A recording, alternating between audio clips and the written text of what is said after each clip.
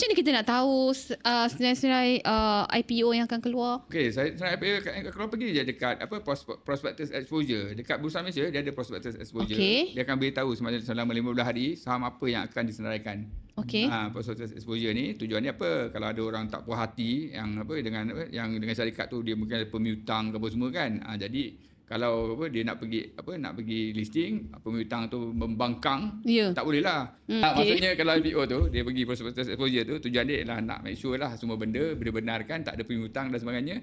So kita boleh nampak itu list dia. Ada banyak lagi saham-saham yang akan disenaraikan mana ni. Jadi kebanyakan saham-saham tu memang saham-saham bagus.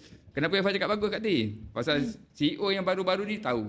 Kalau dia tunjuk profit dia cantik-cantik, kalau dia seperti mana yang berlaku kat Korea dengan Jepun, bila dia tunjuk profit dia apa semua kan, saham tu akan naik nanti. Pemikiran orang kaya, dia berbeza tau dengan orang yang tak kaya lah.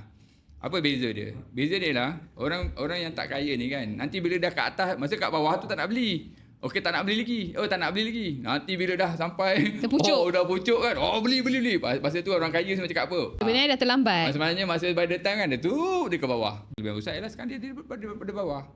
Pengalaman FY dalam tempoh setahun dua tahun ni bursa dah lepas dia punya, kalau dalam teknikal dia SMA 200.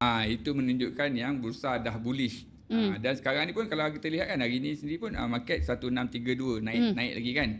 Dan dijangka akan naik November Disember all the way sampai 2026. So cerita dia bagi pelabur saham, bursa dah bullish. Dia dah sediakan satu arena untuk kita melabur kan. Cumanya kita kena cari saham-saham yang bullish juga.